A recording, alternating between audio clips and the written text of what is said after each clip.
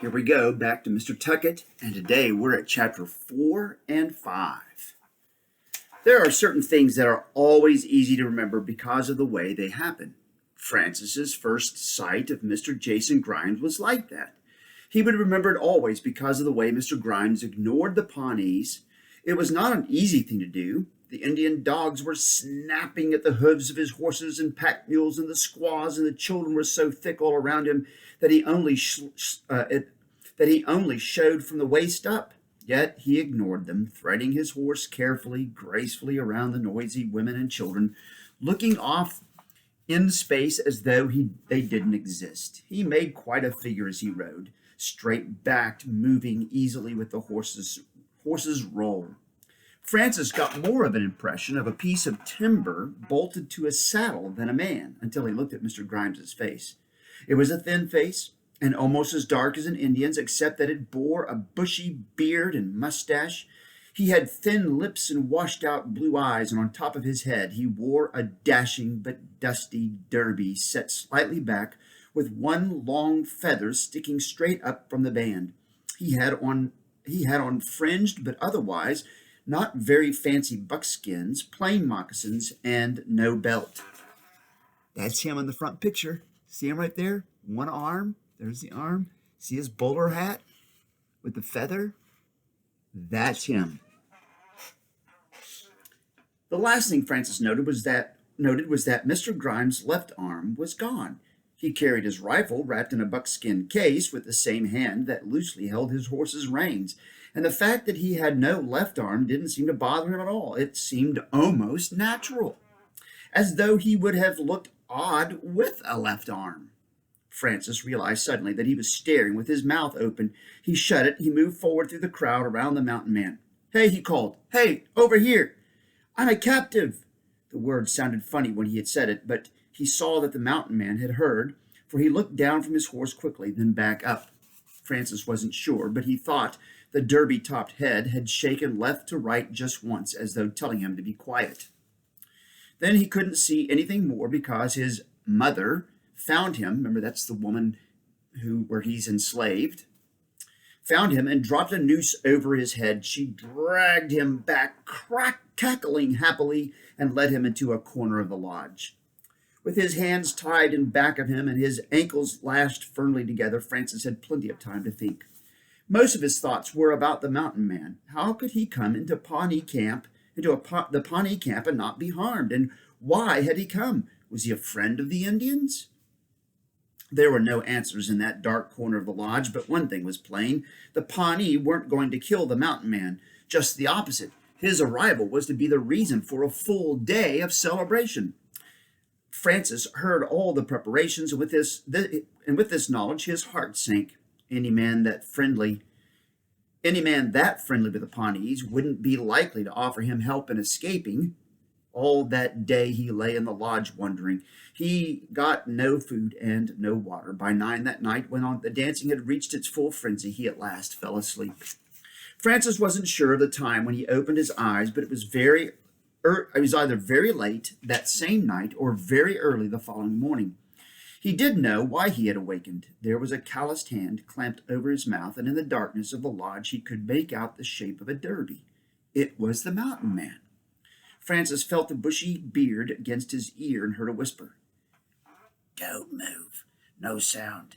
Just blink your eyes if you hear me and are wide awake." Francis blinked. "Can you blink? Blink, blink, blink." And the hand was taken off his mouth. "Can you ride?"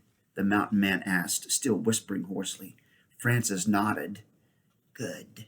In back of the lodge you'll find a little black mare I swiped from the Pawnee herd. Walk her out of the camp with your hand over her muzzle. When you're safely out of camp, get on her and ride as hard as you can with the North Star on your right shoulder." So if the North Star is on his right shoulder, he's going to be riding northwest. He stopped suddenly as Francis's mother across the lodge turned in her sleep. In a second he continued, "If you ride hard enough and don't hit a hole somewhere, dawn will catch you at a small creek. Take the mare right into the middle of the creek and head upstream. Keep going in the water until you think you're going to drop, then go another 10 miles. If you stop, they'll get you. Now, did you understand all that? Francis nodded again. Where will you be? He asked, rubbing his wrist, which the mountain man had cut loose while he was talking.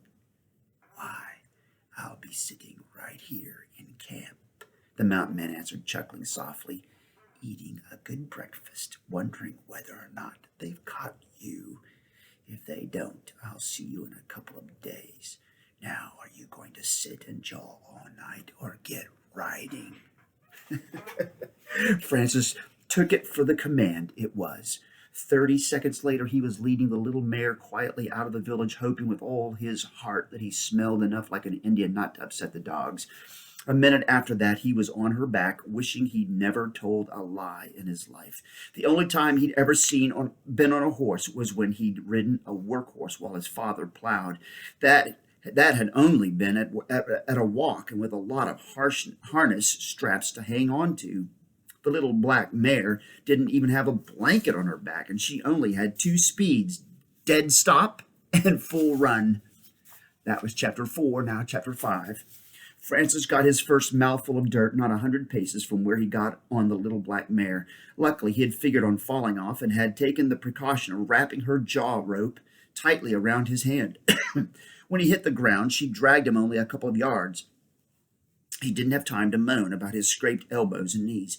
He didn't have time for anything but to get on again. The second time, he made nearly 300 shattering yards before sliding off her side and bouncing on the rock of a dry stream bed. The trouble was that the mare was so fat it was like trying to ride a nail keg. He didn't discover the secret until he had fallen off 3 more times, removing more and more skin from his elbows and knees each time. Then he remembered how the mountain man had ridden, stiff-backed but loose, almost relaxed, where he joined the horse. Francis still bound around a lot, but all his bouncing was straight up and down, not off to the side. And once he'd learned to relax, Francis found riding the black mare exciting. Never had he been so purely thrilled. Her dainty head came down, her ears folded back along her flattened neck, and she really flew. Francis didn't try to turn her as long as she kept in the right general direction, due west, and he forgot everything in the roar of the wind and the drumming thunder of her hoofs. Just at false dawn, when the first grayness made faint shadows under trees and the mare streaked out onto a large meadow, it was entirely flat, and she picked up speed when she hit its edge. Francis, content in the knowledge that she wouldn't have to dodge around rocks and trees for a while, relaxed even more and loosened his hold on her mane. When she hit the water, he went off over her head, and when he got up, found he was neck deep in muck. The creek ran straight down the middle of the meadow.